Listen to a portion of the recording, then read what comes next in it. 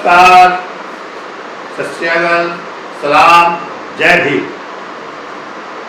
साथियों, आप इस लोकतंत्र के देश में बड़ा सुखद और भाईचारा का जो स्वरूप देखते हैं, आज वो स्वरूप नहीं बन पा रहा है।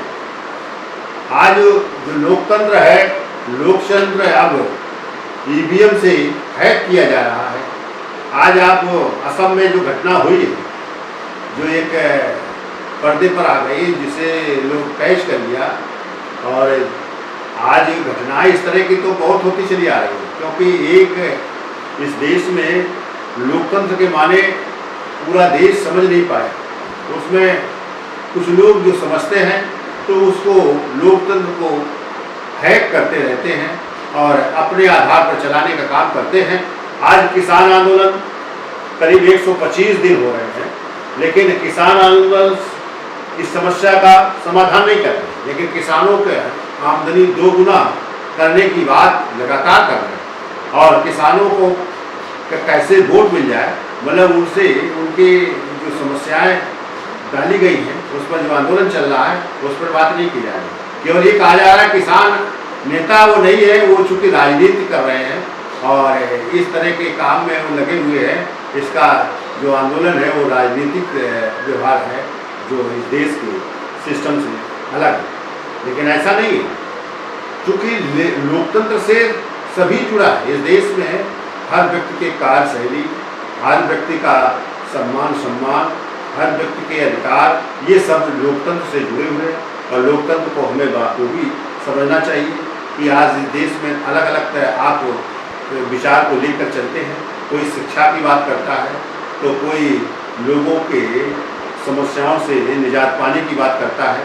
लेकिन ये सारी चीज़ें, वो तमाम से जो सैकड़ों आधार हैं, वो जो आज किसी का बलात्कार हो गया है तो उसको न्याय चाहिए, तो किसी का लूट लिया गया है तो उसको न्याय चाहिए। लेकिन सारी प्रक्रियाएं जो है ये लोकतंत्र से संबंधित हैं। लोकतंत्र को समझना चाहिए। आज जो वहाँ पर जो है किया गया है, जो ईवीएम मशीनें पकड़ी गई हैं, तो ये कि वो एक व्यवस्था ऐसी है जिसे आप विकृत व्यवस्था कहते हैं, या जिसे आप मनवादी व्यवस्था कहते हैं। तो वो लोग इस लोकतंत्र को अच्छी तरीके से समझते हैं कि हम पावर पर कैसे पहुँचे। तो लोकतंत्र के हिसाब से पावर पहुँच सकते हैं, तो उसको हैकिंग करके या चोरी करके या लूट कर या मानों में पैसे का दबाव डालकर, पैसे का वितरण करके, ये इस पूंजी के आधार पर इस लोकतंत्र को हैक कर रहे हैं। आज इस देश में जो आरएसएस है, जो भाजपा है, ये देश के लिए खतरा है। खतरा बनते जा रहे हैं, क्योंकि लोकतंत्र के जो मामला है, जो लोकतंत्र का है सिद्धांत, उसको नहीं समझ रहे हैं, दूसरे को लोकतंत्र से बाहर रखना चाहते हैं। इसलिए यह देश खतरे की तरफ जा रहा है।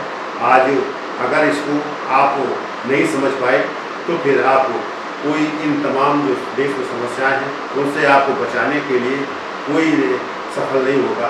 किसी तरह की ऐसी व्यवस्था नहीं हो सकती। यही एक रास्ता है कि लोकतंत्र को आप समझो। और लोकतंत्र का माने है कि हम वोट का के रूप में एक समानता का आधार दिया गया है और उसका प्रतिनिधित्व को आधार दिया गया है।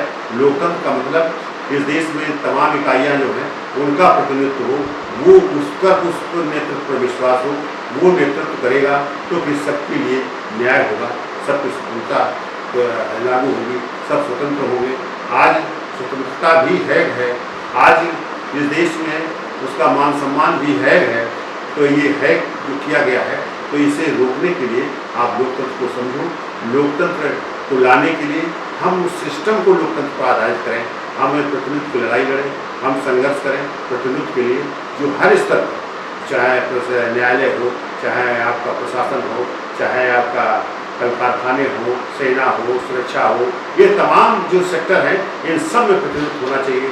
आज उसमें प्रतिनिधित्व का माने एक ही नहीं है कि नहीं वहाँ हम जीत के भेजेंगे तो सरकार बन जाएगी, तो वो अपने हिसाब से चलाएगी। तो आज वो दूसरे का जो दूसरा समाज है तो उसको डैमेज करने का काम करते हैं, धर्म को डैमेज करने की बात करते हैं, समाज को तोड़ने की बात करते हैं।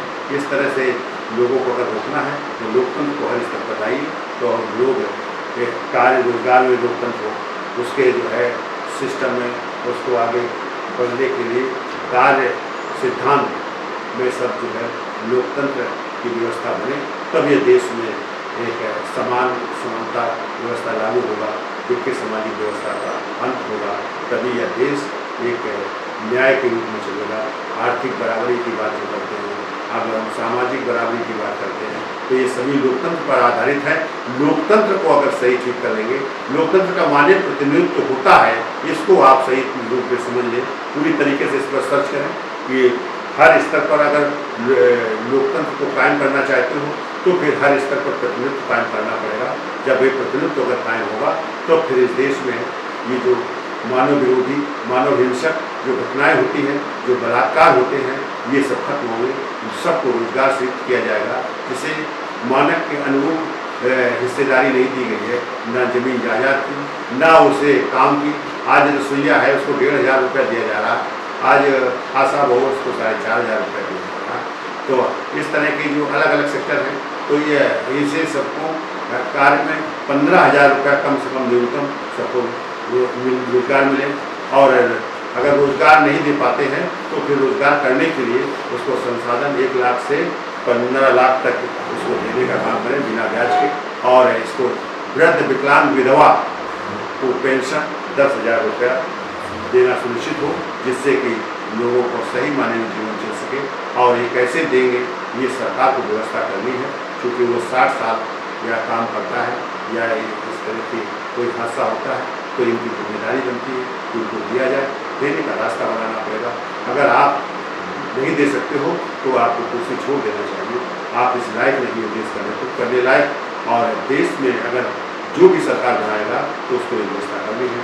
जिस दिन राष्ट्रीय भागीदारी आंदोलन के अनुसार काम करने वाले राजनीतिक पार्टी की सरकार बनेगी तो इस देश में हर व्यक्ति को रोजगार और पेंशन आज तमाम काम कानून पूरी तरीके से जोड़ा जाएगा, और सबके जीवन में, सबके चेहरे पर मुस्कुराहट आएगी, सबका सम्मान मिलेगा, सबकी सुरक्षा कायम होगी। धन्यवाद साथियों, जय भीम, जय भारत, धन्यवाद।